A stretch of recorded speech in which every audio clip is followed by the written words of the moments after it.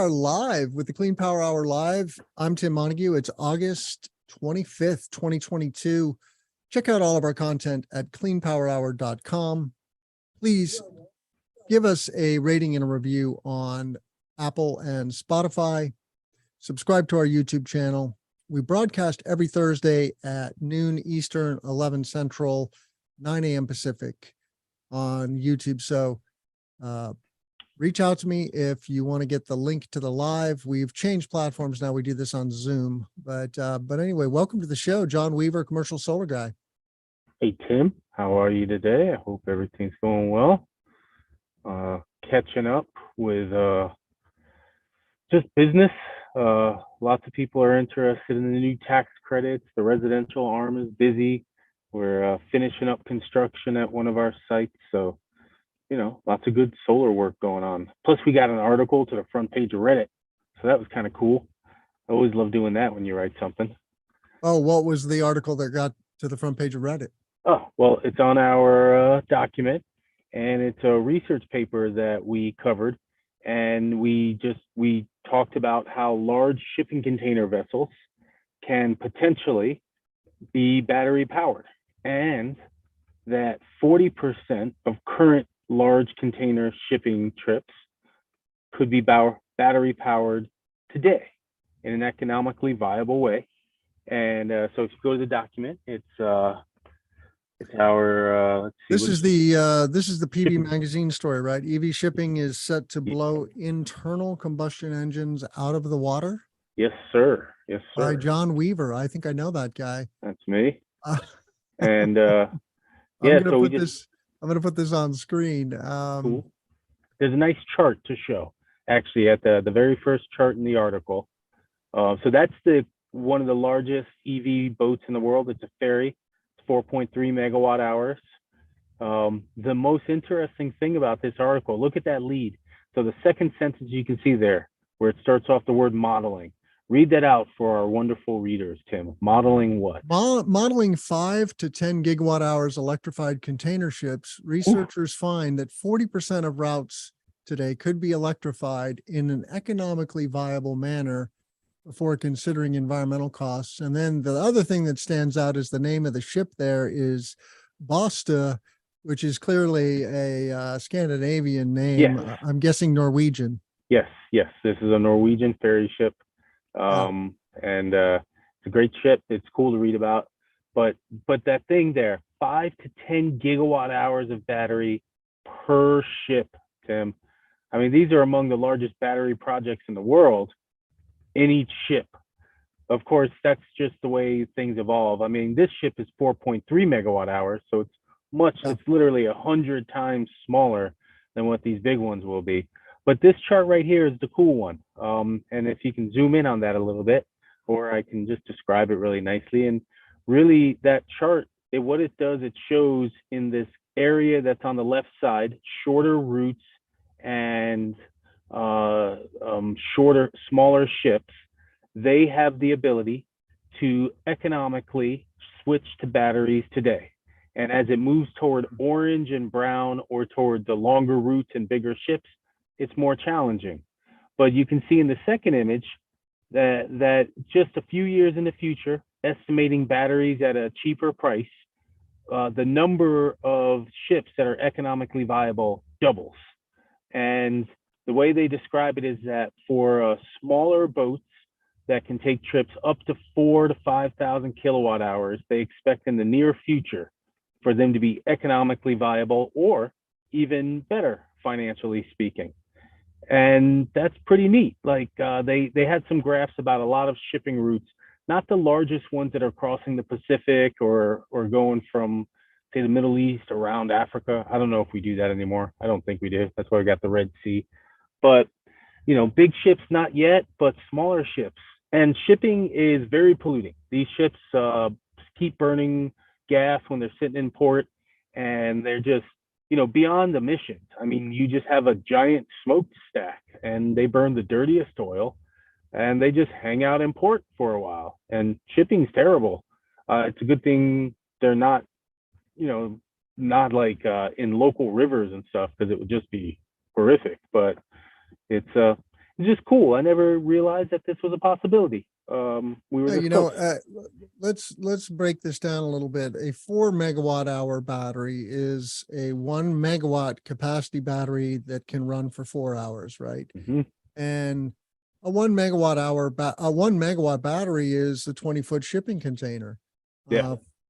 For certainly for like a Tesla lithium iron phosphate, uh, and so that kind of makes sense, right? You take a 20-foot container, 4-hour battery, maybe it's a 40-foot container, put that in the hull of the ship. It functions as ballast for the ship. These ships need Mhm. ballast, right? So they don't tip over, and away you go. And now you've got no dirty ice engine in there, spewing out particulates and CO2, and causing, major health problems for humanity. That's Yep.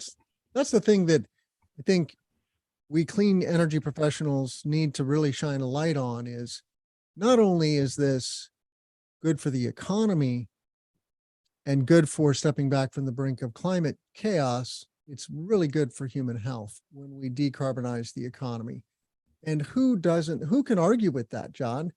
Like, if you don't have good health, you have nothing.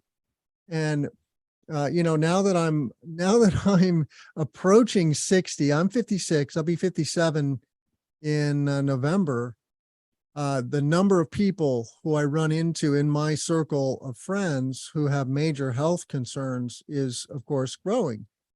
And it's very tragic. I'm very sad to see these people decline the way they do. But anyway, our health is our wealth, and we need to take a stand for a healthier environment for humans and other living things, of course.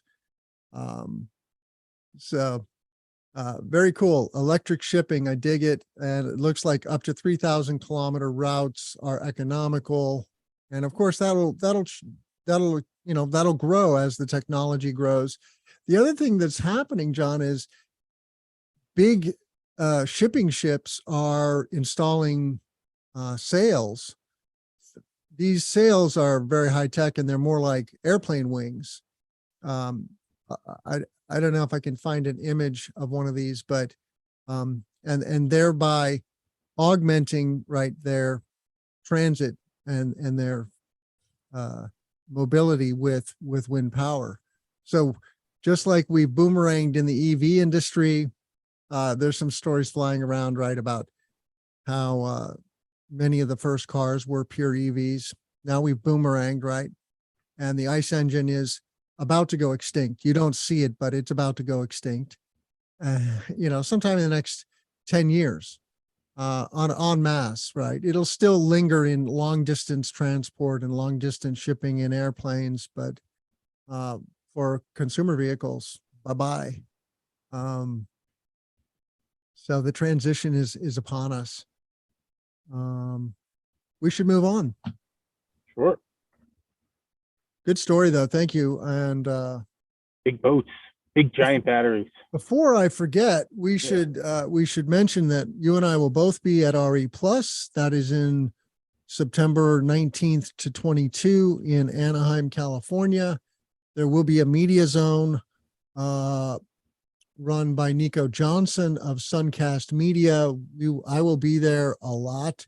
We will try to do a live broadcast at our pretty normal time, 9 a.m. Pacific, on Thursday, the 22nd. If you're still around, I'll be there until midday that day. That's the last day of the show, but looking forward to seeing all our solar, wind, energy storage colleagues. And we're looking for corporate sponsors. So if you want to get your sponsored content in front of our listeners, please reach out to me, TG Montague on Twitter or TG Montague on Gmail, and cleanpowerhour.com. You'll find sponsor information there.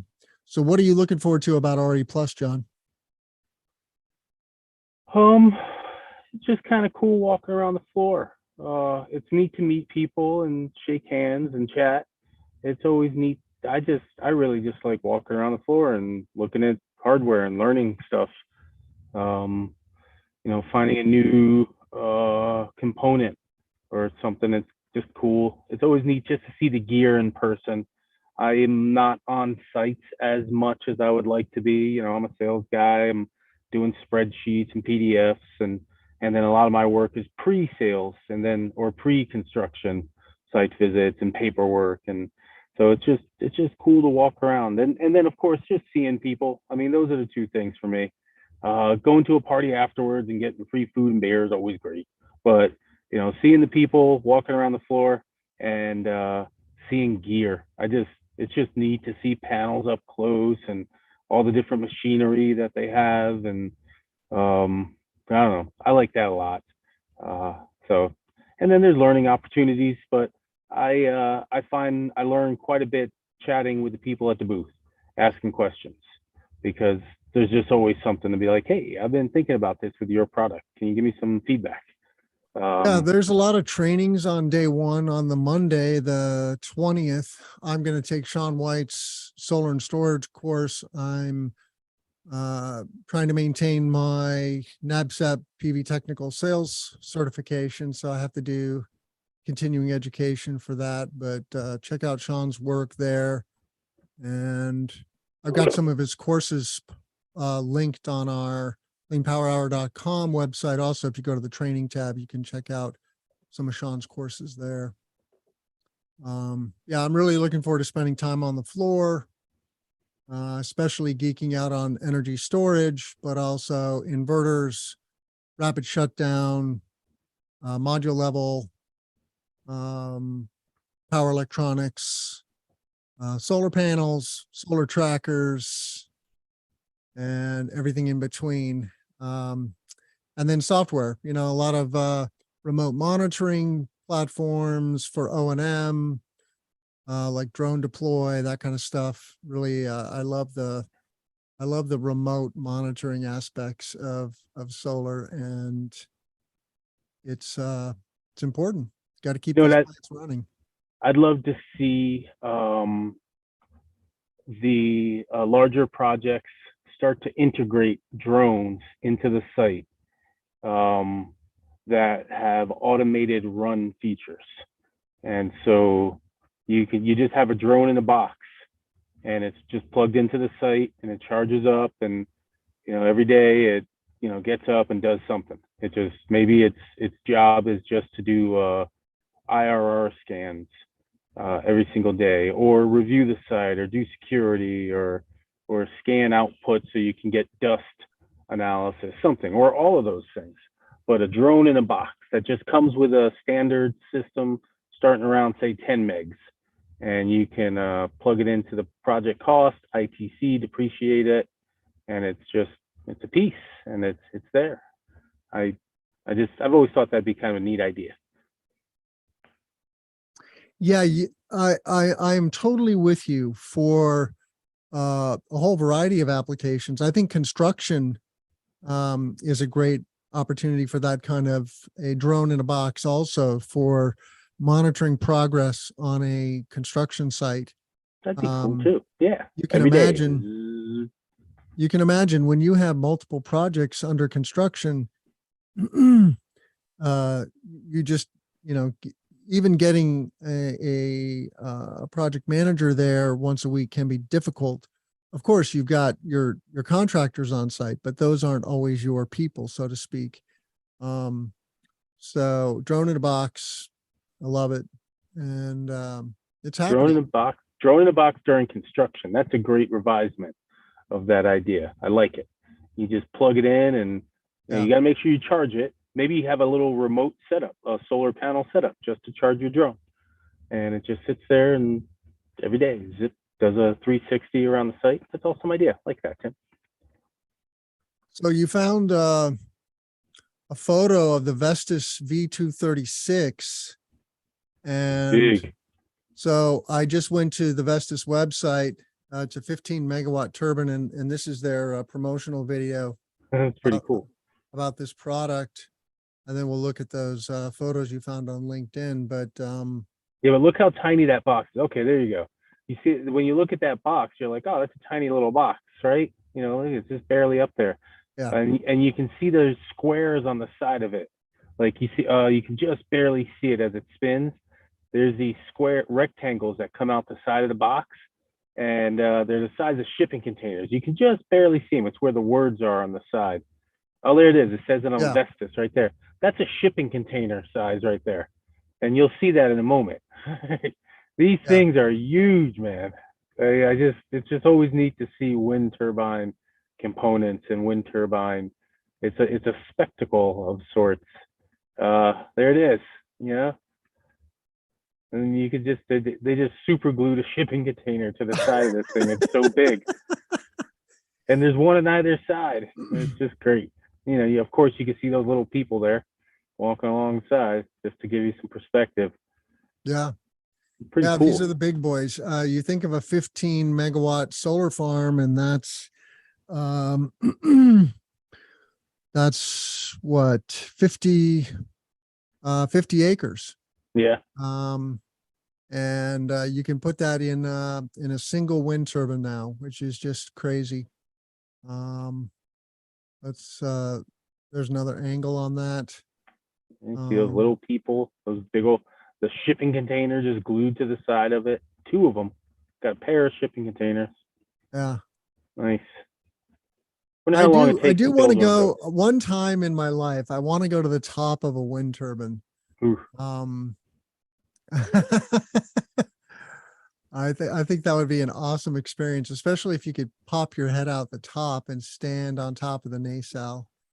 I think I would do that. You know, you're strapped in. It's a pretty safe thing. Not for the faint of heart, not for those with a fear of heights. But what's the worst thing that happened? That wouldn't be a bad way to go, you know, because it would just be lights on, lights off. Yeah, well, I'd still want to climb it. Seems pretty cool. So, Your all lights right. are off. So you're going to show us the Moraine Solar Farm near Downs, Illinois. Did you stop by with your drone as you were driving by? Yeah, you know, I had to deliver a permit application in Bloomington, Illinois, for one of our community solar projects at EDPR. And I caught a glimpse of this solar farm from the highway. That's the 74 you see in the distance there. That's a major east-west highway here in central Illinois. So I caught a glimpse. And then when I was talking to the zoning guys in the office, they were like, "Oh yeah, there's a solar farm near just east of Downs." So I found the spot again on Google and cruised over there, and there I am in the lower right-hand corner, looking down at my controller. Nice. But beautiful little solar project. This is probably a 2 megawatt solar farm. That's, you know, the majority of these community solar projects in Illinois. Could be a little smaller. And you see the bank. I think I've got another close-up bank of Chint inverters here. These are 125 kilowatt string inverters. Oh, it's a double, right? So there's 8 inverters there. 8. There's 10. There's 10. So sorry, 10, and then 11, 12, 13, 14, 15. There should be 16 125 kW inverters. I count at least 15 here, but anyway. And look over there, there's some panels on the ground. Looks like they had some yeah, they just have their spare work. panels in a pile. Awesome. Which I thought was pretty funny. Maybe it's a fresh installer and they're just still waiting for things to hash out. And you can tell that this is ATI racking. It has the drive between the rows. And then you got using a wire tray there. Yep, above ground wire tray. And then I took a few shots of the infrastructure because I'm just so curious about this. You know, you need to connect your small utility solar farms to 3-phase power. So this is much of what you'll find in rural countrysides, but not all. So you have to be careful. And then we got a nice shot of the poles that Ameren requires. So the developer had to install these 4 poles, 4 or 5 poles, and it's a I need to get with an electrical engineer who understands why the different, why so many poles and what's happening on each pole, but it's a grid safety mechanism basically. And but yeah, beautiful little project. I'm just thrilled that you can see a little bit of from the highway. And once you get around and start to see these projects, they're relatively benign. I know that in some communities, and we're going to report on this later in the show today, John, that some communities in the Midwest are pushing back against utility scale solar projects in particular. And I get it. It's a change in the land. And some of these projects are very big, thousands of acres. So, but you have to remember that these rural communities are struggling, and clean energy is steady income for landowners in a way that cropping may not be. So it's really good for the landowner. A landowner can triple their income leasing their land to a energy developer, a clean energy developer, and then it's just going to be steady income for 20 to 30 years, year in, year out, with a small escalator, typically maybe 1%, 2%. And it's a win-win.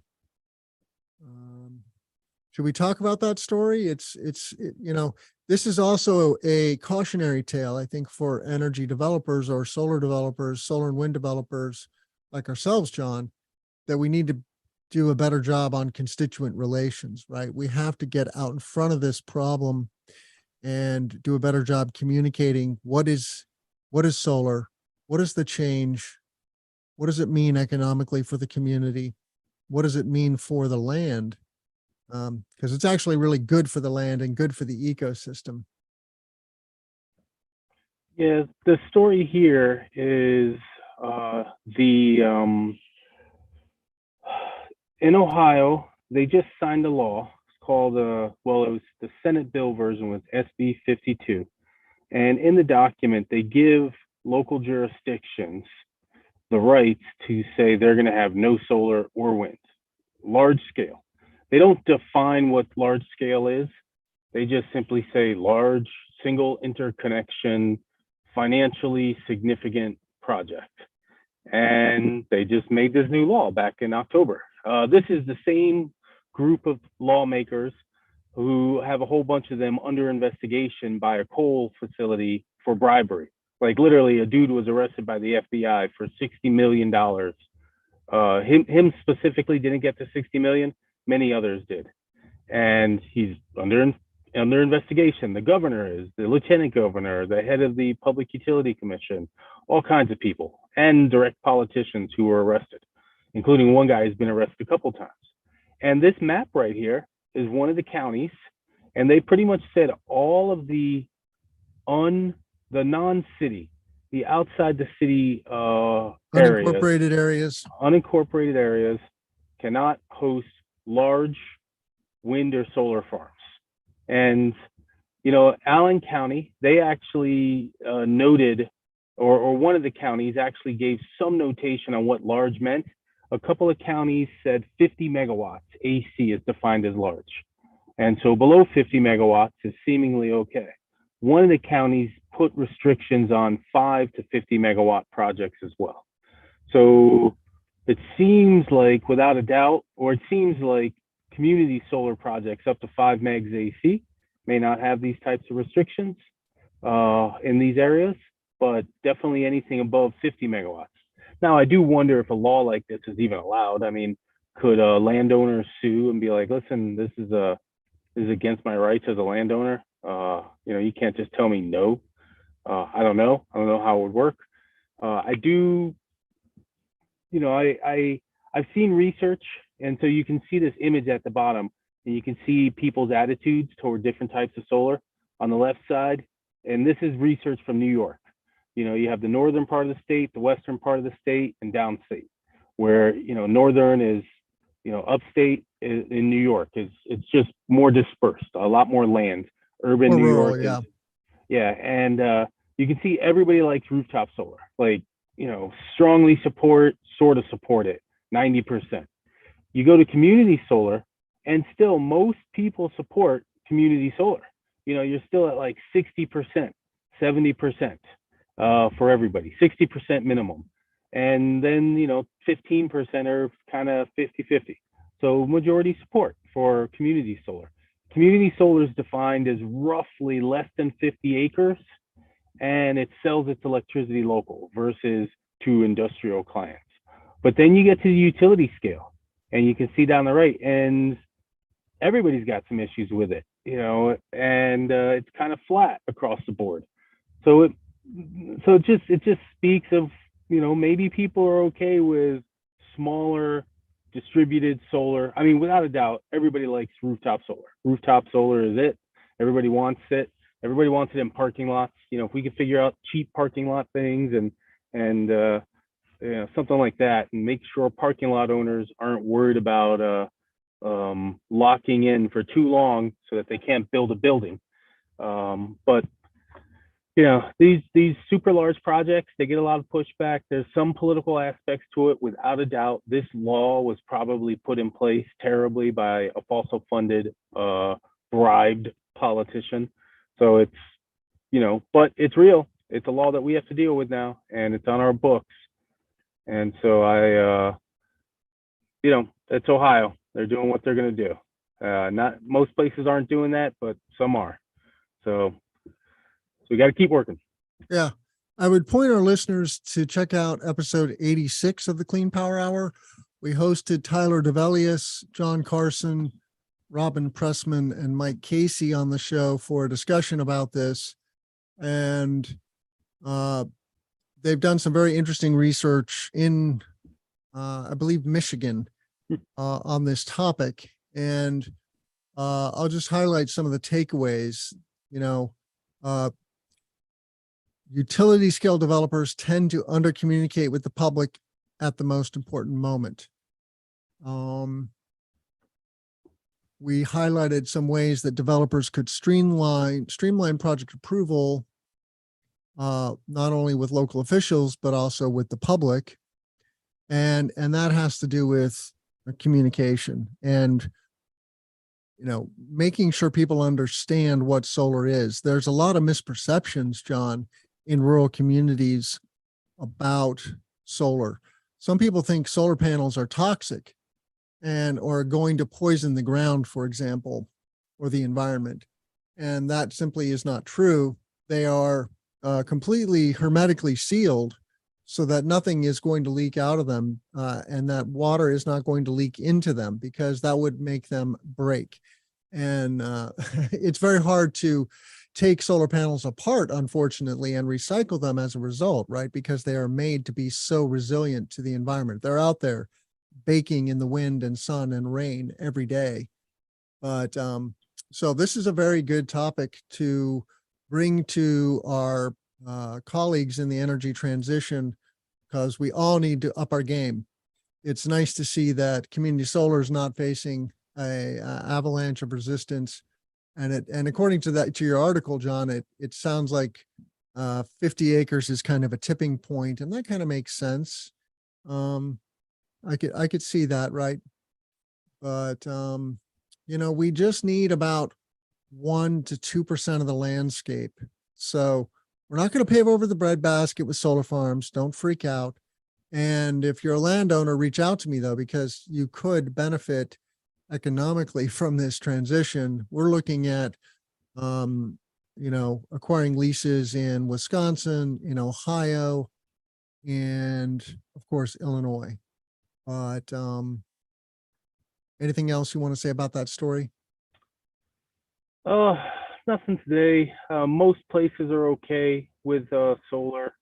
You know, a lot of people get mad because they're not making the money. You know, I've been in town meetings where people literally say that. They're like, well, this neighbor's getting this neighbor's getting this, and I might be able to see it. So I want to get paid something too. And it's like, well, that's not in the budget. Sorry. It's just, it's, everybody wants to make a little extra money, of course. So understandable, but Yeah. I can see it. So yeah, next story, something much more interesting. What are we talking about next? How about green hydrogen? I do think green hydrogen, it has a big chance. I'm interested in it. I like this idea about these caverns, salt caverns. Apparently there's salt caverns. Are you familiar with salt caverns being all over the world, Tim? Did you know that? I knew that they were in certain places because I grew up in a place called New Mexico where we have salt caverns. So the story you found though is in Energy Storage News. It's called Green Hydrogen and Energy Storage. 26 million kilogram Netherlands salt cavern and BESS paired electrolyzer in India. I get this on screen. So what's the story, John? So there's two stories in the article. So the first one is that in the Netherlands, there's a group named Highstock that's seeking to do electrolyzers and dump hydrogen into 4 underground salt caverns for storage. And it's 26 million kilograms worth. And that's just cool. I one time, somebody once pointed out to me, we could store hydrogen and natural gas all over Europe. There's caverns everywhere. And I was like, no, there's not. And then I saw in a story and I read it and it's like, wow, there's underground structures everywhere that could store gases naturally. Now, the question is, will humans try to overfill them and then will they pop and gases escape? I don't know. Hopefully not. But yeah, I am interested in watching this experiment with storing hydrogen in underground salt caverns. I wonder if there's a chance of it blowing up, and you know, we're going to start blowing up some ground, but just real interested in watching it. So this company named Highstock, the Netherlands is also developing a network of pipelines that they believe will help them move hydrogen from the northeastern coast, where a lot more wind is, to the south and to the west, which is where I guess there's less wind, because the south and to the west is more on the south is Germany border, and the west is Atlantic Ocean, east is North Sea. And so, you know, they're working on that. And it's, you know, hydrogen sounds so cool. I hear so much negativity about it because of its inefficiency. I get that. Especially if we're in a limited clean electricity world, we don't want to waste our clean electricity because that's all we got. But I think the controversy, one of the key controversies around hydrogen is that you can make hydrogen in different ways. And there is already a hydrogen infrastructure economy. It's mostly related to the fossil fuel industry, though. You're taking some form of fossil fuels, and there's various feedstocks, including methane. You can take methane, which is CH4, right? It's a carbon atom with 4 hydrogens off of it, right? And you can just break those off and then attach the carbon to something else or make carbon black. But what we want to do is take water and split it with electricity, which is what an electrolyzer does, using solar energy or wind energy or wave energy or whatever, right? Some renewable source of electricity. Water is super abundant now, not everywhere. And so that's a concern. You have to be careful about where the water is coming from, because you don't want to use drinking water or water for crops, right? But anyway, we want green hydrogen. We don't want gray hydrogen. The hydrogen economy is seen by the fossil fuel industry as a lifeline. And, you know, I'm ambivalent about bolstering the fossil industries. They have demonstrated, you know, that they wanted to hide the fact that they knew that catastrophic climate change was going to be a problem from burning fossil fuels, right? This is now well documented. It's the same story as with cigarettes and health. And the cigarette makers wanted to hide the fact that we knew that the cigarettes cause cancer and other ill effects like emphysema. And so, you know, that's a pretty serious strike against some of these oil giants. So you know, but green hydrogen, pretty good. And there's a lot you can do with hydrogen in industrial applications. It burns hotter than methane, which apparently is a double edge. It's very hard to contain. That's one of the problems. And I see your point about these caverns, right? We do store methane, natural gas in the caverns. Hydrogen atoms or hydrogen molecules are smaller than methane molecules, though. And so you have to have a tighter balloon to keep that stuff in the ground or Like in the hydrogen, like hydrogen won't stay in a standard balloon. It's too small. It will literally go between the balloon material. So it's just neat. So I just like the concept of the storing of it. It's really neat, especially with all the wind they have. And if, you know, in the wintertime when the wind is blowing and you have all this excess electricity, if they can figure out how to get clean water to those electrolyzers, they can just pump out storage and, you know, just have, and it's not very efficient to use it as electricity. I know this, but, you know, when you have, like, for instance, a war going on and your energy source is being cut off, that seems pretty cool. You know, just keep building wind turbines, keep building solar everywhere you can. And if your grid has extra electricity, turn all this extra water, just dump it underground. And then eventually you'll be like, well, we're filled up on hydrogen, we're filled up on this. You guys can do whatever you want with the electricity. Turn the AC up. And we happen to have 5,000 to 10,000 times more sunshine than we actually need to completely power all of our needs. So we are swimming in solar energy, and we just have to put solar panels out and we have to install HVDC. I do want to highlight another recent episode, Jay Caspary, VP of Grid Strategies. That's episode 99, which dropped this past Tuesday. Ooh. And Jay is a power engineer, and he worked for utilities here in the Midwest. And you know, he makes the point that we've talked about, that we need a robust HVDC power grid. It's way more efficient. You can put HVDC underground much easier than you can put HVAC underground, apparently. I did not know that. But Jay points that out in our interview. So check out episode 99 of the Clean Power Hour. All right. Well, we got 20 minutes. What else should we talk about? Have you considered the smart electric panel for your house or anything yet? Have you researched them, looked at the stats, that type of stuff?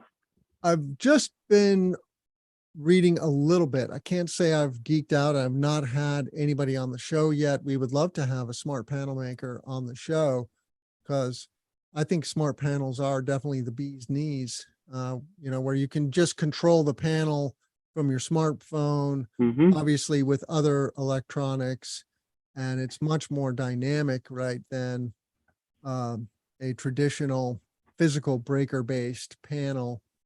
I don't have direct experience with them either yet. I'm just watching them and hoping that they do well, because I love the concept of having plug level monitoring. I want to see item level monitoring. Like, I want to see every socket have its own little Wi-Fi thing with a couple of measurements going on inside of there, so we know what every single thing that's plugged into the wall or into battery strips can do.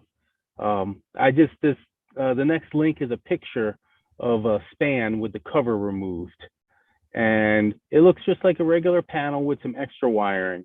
So it's nothing, you know, magical looking, at least, but it's pretty cool. And you know, of course, Span isn't the first to do this type of work. Eaton has a switch which has Wi-Fi, and really Sonnen and their whole system lets you monitor things very sharply. So I would argue Sonnen, or at least from my limited knowledge, Sonnen has one of the first panel level products for sale in the mass market or circuit level. But this here is a pretty cool piece of gear. And so this from Sonnen. And then I saw a gentleman on You mean from Span? From Span, yes, pardon me. And then There, I it's saw on screen now. cool. I think. Yep, it is definitely on there. You need to check your messages there, Tim. You got a network, you got some 10 notifications. I guess you're up to your messages. Good job on LinkedIn. So, but here's a You're Span. funny. It just has some extra wiring so that they can monitor all the components. And there was a gentleman, he was a researcher from a lab, and he wrote to Span, and Span gave him access to all the hard data directly out from the system. So he could put it into graphs and spreadsheets and all kinds of stuff. And it's just neat. First off, aesthetically, it's cool. It's much better than a green box. It costs a lot more than a green box, though. I Yeah, mean, it this costs is $4,500. That's why yeah, nobody has a smart panel. Holy moly. correct. There is a tax credit for smart panels up to $4,000 in the IRA. So Oh, we can knock that in the pricing down a IRA? whole lot. Yes. Electric panel tax credit upgrade. I think it goes up to 4,000 or something like that. And it's probably 30% like everything else. I don't know exactly.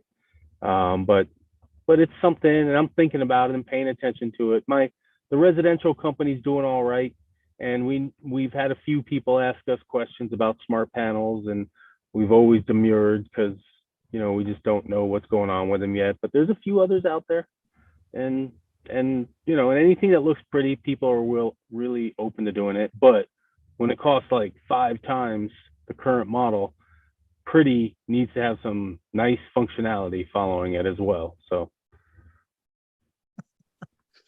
Yeah, for sure. Yep. Well, thank God for the IRA, I guess. Now people should be able to afford their Span smart panel. The thing that I want to get on the show is how you can now install solar panels that will wake up when the grid goes down without a battery. This is becoming a thing, right? I think it has to do with microinverters, AC panels, but I don't know the details yet. are you talking about Enphase's IQ8? Yeah, I think so. Yeah, so the Enphase IQ8, it's just standard solar panels, got microinverters. And in the IQ8, when the grid goes down, I don't know exactly how it works, but they self-isolate. So they do the islanding thing and keep electricity from leaving the local infrastructure. And then they can run without a battery. And they can run, of course, based on the amount of sunlight that's out there. So if there's, the system's blasting at 10 kW AC, you can potentially turn on up to 10 kW of stuff in your house. And let's say the solar is down to 1 kW, but you're at 1.5, it'll shut down everything. So you can go throw your breakers or have some kind of smart breaker switch set up, and maybe have a Span, hook it up to your IQ8, have your Span flick on and flick off different circuits as the amount of solar you have available goes away. And so that's what the IQ8 will offer. I wrote an article on it when they first started launching it. I called it Enphase Going Einstein. And I thought that was such a smart, clever title. And thank you for laughing. I appreciate that. That's funny. And they showed, well, they had somebody who got to see it write about it. And he was just an early contractor who installs their gear. And they showed how the unit was, it just how it worked. Like if they use too much electricity, the whole system shut down. If they shut off a couple of switches, bam, the system would turn back on. And it was when the grid was down. So IQ8 has some cool little features. Yeah, I've had a few conversations with Enphase. We've never managed to get them on the show. Look forward to spending some time with them at RE Plus, because they are a very innovative company and they're branching out. But as far as you understand, can you have this uh, this microgrid without additional hardware? It's just the panels that hook into your electric panel, or is there some other box? Because you know, the solar array automatically trips off traditionally when the grid goes down. Mhm. How does the IQ8 wake up after that trip, so to speak, right? Yeah, Yeah. I'm not smart enough to give you that hard answer, but I can tell you this. I have seen the module output straight to home electronics on its own. Like some guy said, okay, I got an IQ8, I got a solar panel, I'm going to plug my ceiling fan into it. Or not ceiling fan, I'm going to plug my box fan into it. I'm going to plug my lighting into it. And you can YouTube this. Just type in Google Enphase 8 and you'll find a couple years ago where some guy was just doing experiments with an IQ8 and it was working. And so I don't know about the startup shut off switch down and how fast that is and how it wakes up, but I do know it has a self-isolating, self-islanding ability to protect itself from the grid. And there's no extra boxes, no batteries needed. Enphase though does come with an extra box or two, has a gateway, it has a wireless unit. So there is a couple of extra items with Enphase in general, but I don't think those are the ones that are dictating stuff. So I found Tim Sylvia's story about the IQ8. I didn't find yours, but anyway, it says here that there is a Enphase system controller called N-Power, which is a smart switch to island the home during the outage. So you do need what's called an automatic transfer switch of some kind that basically disconnects the home from the grid, and then you're in island mode, and that's what we call a microgrid. So, yeah, it's real, and we need to learn more about it. All right, you want to talk? Oh, NextEra. Yeah. Just pretty pictures. I mean, we could call Yes. this the project of the week, the second project of the week if we want. NextEra. I'm very, very intrigued by what they're up to here. And I'll put this on screen, but why is this noteworthy, John? This is the first solar plus wind plus storage fully integrated facility in the US. 300 megs of wind, 50 of solar, and 30 of batteries. And it's to take advantage of the higher random capacity factors of wind, the lower but consistent solar electricity, and some energy storage. And this is the first facility in the US which combines the three, first utility scale facility that combines the three. And that's pretty neat. You can build solar amongst wind turbines. Of course, you don't want them to be fully surrounded by wind turbines because that'd be big shadows, but you could probably work around it to some degree. Wind turbines, there's always a lot of space in between them. You just have to be able to run the wires from one unit to another. And batteries, of course, a couple shipping containers gets things done. But it's just neat to see innovation, to see wind plus solar plus storage. And apparently ZZ Top has a new job. They're now in the wind tech business. Huh. Because this guy on top of this wind turbine is a band member. Okay, let's see. Yep, you're right. He is. That's a great photo. Maybe it's required that wind turbine guys look cool. Yeah, if you go to one of these big clean energy companies and you look at their job postings, they're hiring a lot of wind techs. It's up there with solar installer. If you're looking for work and you just have a high school education, get into clean energy. You'll have a good career, a much higher paying career than you will flipping burgers at McDonald's. Yes. Of course, if you have a higher education, you can find a path forward as well in clean energy. But we're open to all ages and all capabilities, really, and we need more. We need more diversity in the clean energy industry. It tends to be very male and very white today still, but We need to be more proactive about recruiting others. So yeah, Nextera, as we've discussed on this show, they are a very robust clean energy developer, and the only double edge is their affiliation with Florida Power and Light, who is doing their darndest to squash consumer solar in Florida. And we don't think that's very cool.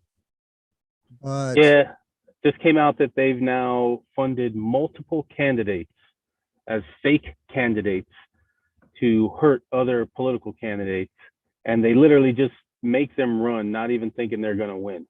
They're just like, oh, great. Let's just get them in there and take away votes from other candidates. It's like this double-edged sword of a company. It's like, oh man, you guys are awesome. You build great stuff. You're really big. Oh yeah, you're also borderline mafia. And it's like, oh my gosh, what's going on here? And it's, I guess, yeah, big energy, man. They're worth over $100 billion. And to get those types of stock options, I guess people are willing to do whatever they need to do. So I get it, sorta, whatever. Anyway, last batch stories, Tim. We're going to talk about all of the cool announcements that have popped up. Not all of them, just a few. But there's lots of announcements about new hardware manufacturing to some degree coming to the United States. yes. And it's all because of the IRA, and I think it's pretty awesome. Last week we talked about Meyer Burger week before, signing a big deal with DE Shaw, and they're expanding.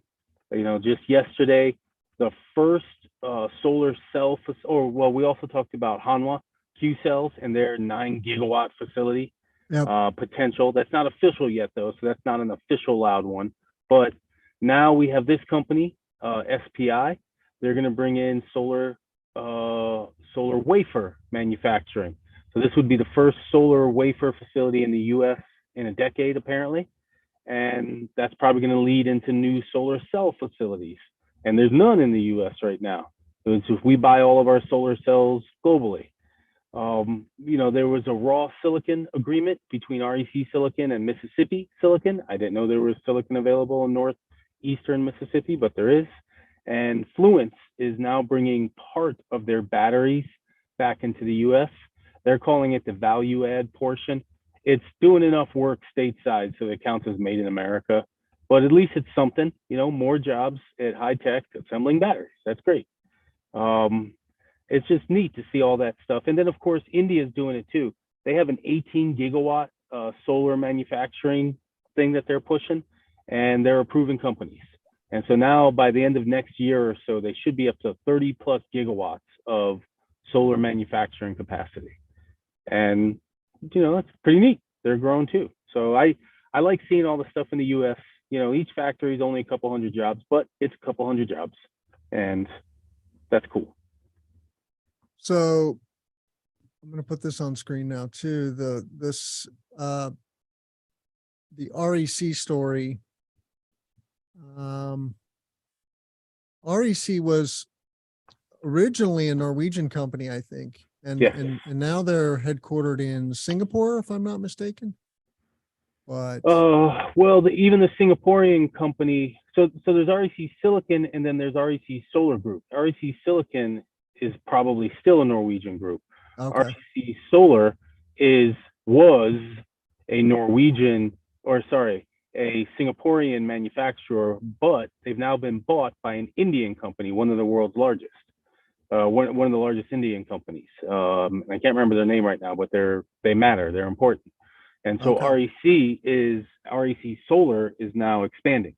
This is REC Silicon, who runs and partially owns the Moses Lake polysilicon manufacturing facility that's up in Washington State. And so this volume will probably go into the supply chain of, it says it right there. Recent investment by the Hanwha Group and the RE Silicon in conjunction with their subsidiary Q Cells has moved REC to expand its relationship with Mississippi Silicon. So all of this is going to go to Washington State. It's going to be processed in Washington State, and then it's going to go to Hanwha's facilities, Q-Cell facilities, wherever they are. Georgia, South Carolina, or Montana. Texas. No, Texas so far. I don't. They may work it in Montana, but there's no manufacturing facilities in Montana that I know of yet. So, but there you go. You have the silicon purity electronics and silicon high-grade solar silicon in Moses Lake and Butte. So yes, that's where they'll process it in Montana. But in terms of manufacturing modules, I don't know of anything up there yet. Right. So yeah, it's great to see the impact of the IRA growing, and these are high wage jobs, mission critical to the clean energy transition. It's good for national security to onshore this technology.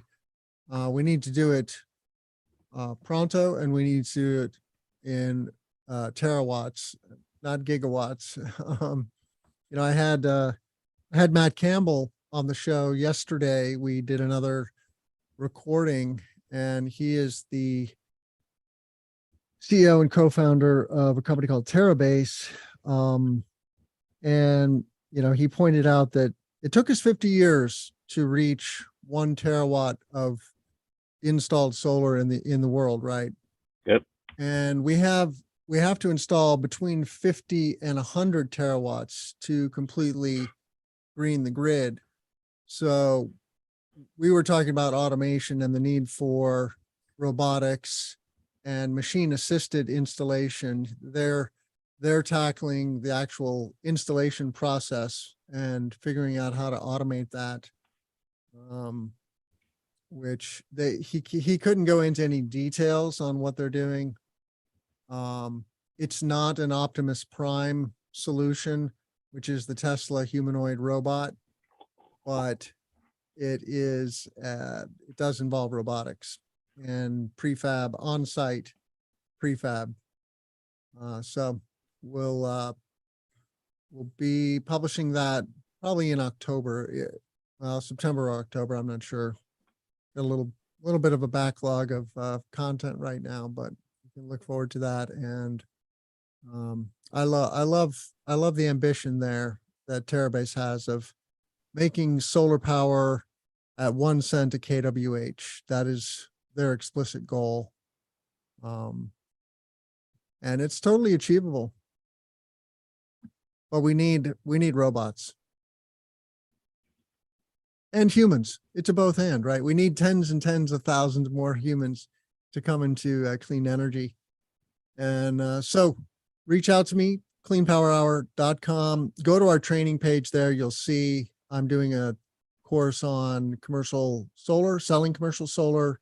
Also, a free course on how to determine a good commercial lead from a not so good one. And but check out all our content. Please give us a rating and a review on Apple and Spotify, and subscribe to our YouTube channel. With that, John, how can our listeners reach you, Mr. Commercial Solar Guy? Commercialsolarguy.com. That's my favorite website because it's mine. And we have a nice contact page. You can also follow lots of very detail-oriented, nerdy news on Twitter. And then I write for PV Magazine as well. I like to share stuff on LinkedIn. So whatever your flavor is, LinkedIn, Twitter, I share constantly. Commercial Solar Guy, contact us page, and PV Mag, I'm writing. Nice. Well, awesome. Thanks for another great show, John. And let's grow solar and storage. We will see you and all of our listeners next week.